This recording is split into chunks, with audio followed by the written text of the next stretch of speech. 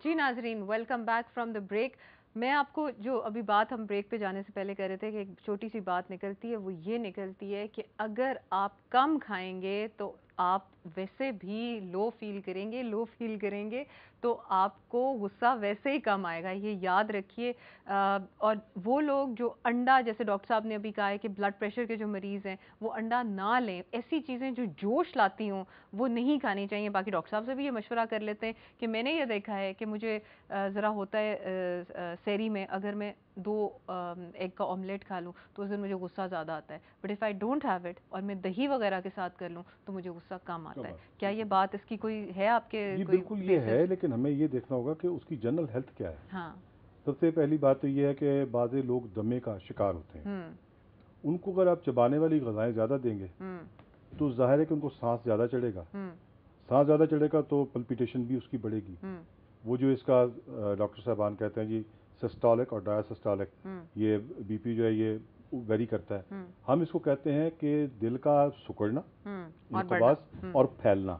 ये लुप डुप की जो आवाज़ है, इसका दरमियानी वक्फा जो है, इसमें ही जो है वो हमने सब्र दिखाना है, इसी में ईसार करना है, इसी में जो अपने पास ज़्यादा है वो दूसरे को पेश करना है।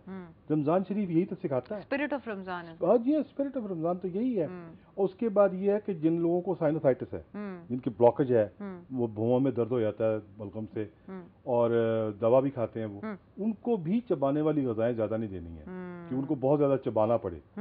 उससे ये होगा कि वो कानों की तरफ और बीनाई की तरफ वो उनके जो गुबारात हैं वो ऊपर चढ़ते हैं और कान ऐसे बंद हो जाते हैं जैसे जहाज टेक ऑफ करने लगे ना, फिर वो जबड़े जैसे जबड़ा रख के उसको आप सांस लेने की कोशिश करें, वो उस तरह से हो जाता है। तो इसमें हल्की ग़िज़ाएँ इफ्तारी के वक्त भी इस्तेमाल करें।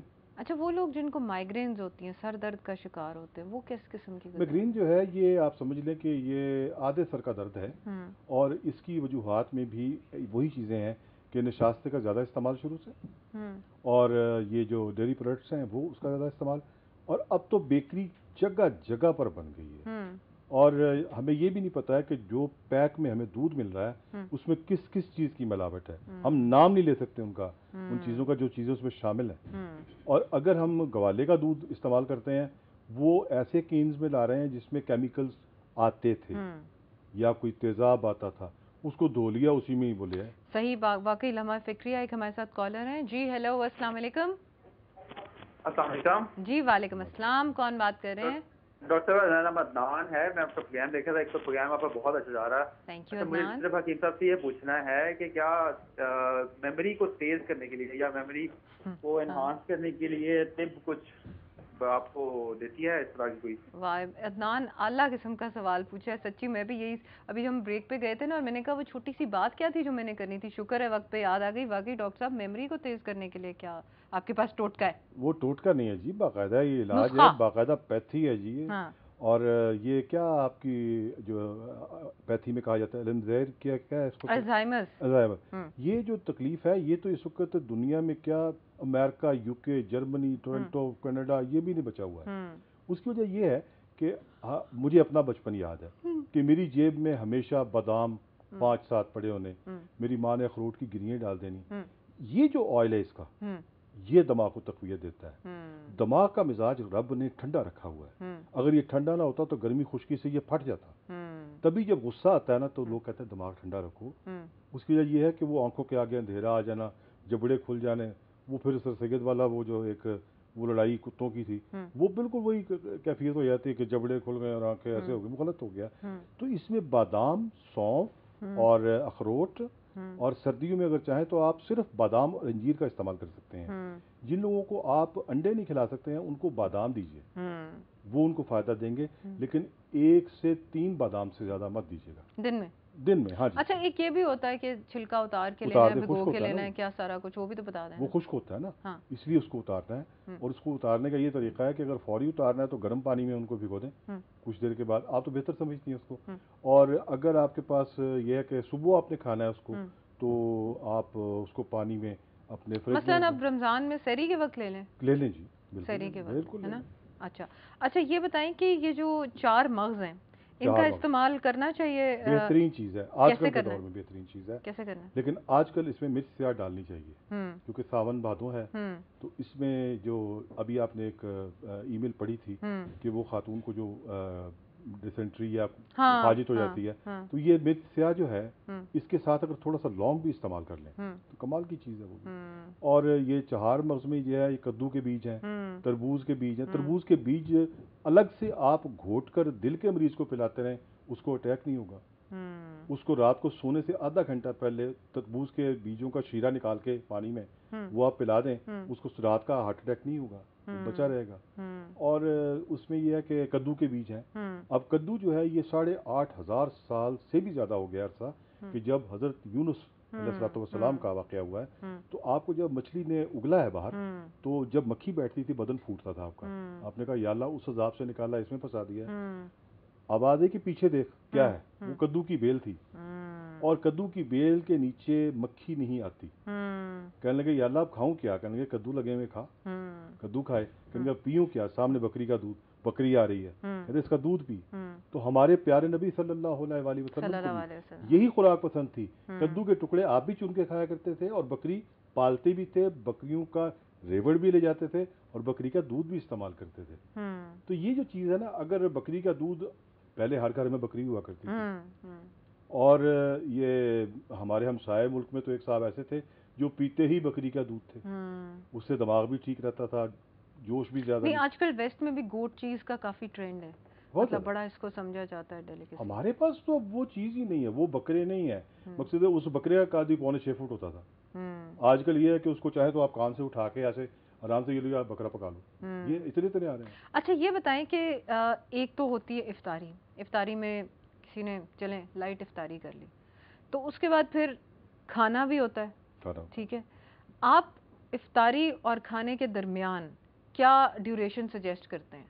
उसमें ये है कि आपने रोज़ा इफ्तार कर लिया, उसके बाद आप नमाज पढ़ने चले गए, या नमाज घर ही में पढ़ ली। नमाज पढ़ने के बाद कुछ वक्फा और दें, कुछ सब्र और दिखाएं, फिर जो चीज़ खाने पीने की है, हल्के मिर्च मसाले की, वो इस्तेमाल कर सकते हैं। जिन लोगों के मैदे हल्के हैं, उम्रें बड़ी हैं, या बच्चे छोटे हैं 12-14 साल के हैं, तो उनको रोटी का जो छिलका है वो आप इस्तेमाल कराएं। और सबसे अच्छी चीज़ रोटी जो का है छिलका, रोटी का छिलका, ये जो तवे के ऊपर पकती है, तो उसको फूलता है। वो माँ हमारी वो तवे के साथ वो चिमटा भी होता था, वो चिमटे के साथ फुलाती थी, वो फूल जाता था। तो हम कहते थे ये हमें फूली हुई रोटी दें, तो उसका छिलका उतार के देंगे, ये तो बच्चे को भी हजम हो जाता है। और दालों में सिर्फ मूंग की दाल ऐसी दाल है कि जिसके आप भल्ले पकौड़े भी बना सकते हैं, वो हजम हो जाएंगे। और मूंग की दाल ऐसी है जो बच्चे को भी हजम हो जाती है, बूढ़े को भी हजम हो जाती है।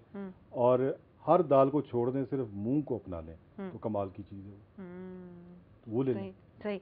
अच्छा इसके अलावा गोश्त कितना लेना चाहिए? गोश्त तो आधी शटाक, एक शटाक से ज़्यादा नहीं लेना चाहिए। Which is approximately how much? ये होगा कोई 1-2 बोटियाँ? 2 बोटियाँ जी, 2 बोटियाँ बहुत होती है। और ये हम चिकन की भी बात कर रहे हैं, और मैं माफ़ी चाहता हूँ, मैं चिकन कहता ही नहीं हूँ इसको। आप क्या कहते हैं? ये खद्दर का चूजा है। अच्छा। इसे ना खुराक प्रॉपर मिलती है, ये बैठा तो वहीं बैठा हुआ है, और ये जो अपनी टांगों पे नहीं खड़ा हो सकता। हम लोग, हमारी माँ ने कहना मामा आया तेरा कुड़ी फार, वो उसको पकड़ने जाना, वो 8-8 बच्चे हम जाया करते थे, उसने उधर जाना, आगे दीवार आ गई है, तो उसने हमारे सरों से टाप जाना, हम फिर उधर को भाग रहे हैं। लेकिन अब क्या किया जाए, अब ऐसी चीजें नहीं अवेलेबल, तो इनमें लेसर इविल में से फिर क्या चॉइस होनी चाहिए? आप बच्चों की सेहतें देख लेना, सीटी जैसे मुंह हुए हैं, क्यों हुए हैं? खुराक ही ठीक नहीं है। अब तो बहुत मुश्किल है कि 6 फुट का बंदा आपको नजर आ जाए, वरना ये पंजाब वो जगह है कि जहाँ पर 6 फुट 2 इंच, ये चकवाल, मियाँ वाली, लाहौर, गुजरांवाला, ये लाहौर गुजरांवाला तो खाने पीने वालों का और पहलवानों का शहर, और चकवाल, मियाँ वाली, ये फौजियों का शहर, सलूट के काबिल ये लोग गुजरात वाले। तो ये था कि अब वो गज़ाएं नहीं रह गई, ना वो हवाएं रह गई, ना वो जज्बे रह गए, अब तो मारो मार हो गई है। अब तो वो कहते थे ना कि रमजान शरीफ में जी शैतान जो है बंद कर दिया जाता है, अब तो शैतान हर रेडी के साथ खड़ा है, रेडी वाले काम में कह रहे कसम खा बेच दे। सही बात है आपकी। और अमूमन ये चीज़ भी देखने में आई है कि रोज़ों में कीमतें ज़्यादा कर देते हैं लोग, which is such a bad thing to do. हाँ, तो वो फिर ज़्यादा क्या भुगतते भी है ना फिर वो। बिल्कुल सही। अच्छा, thank you so much for coming over हकीम साहब। इंशाल्लाह ताला आपको फिर भी बुलाएंगे, क्योंकि ईमेल्स इकट्ठी हो जाएंगी, और हमें ज़रा नुस्खे चाहिए, ज़रा उस किस्म के जो देसी हों, जो अच्छे हों। Thank you very much. बहुत शुक्रिया आपका, आपके चैनल का। थैंक यू जी नाजरीन, आपने सुना हकीम साहब की बातें। प्लीज़ इन्हें सिर्फ सुनने की हद तक ना रखिए, इनको प्रैक्टिस भी कीजिए।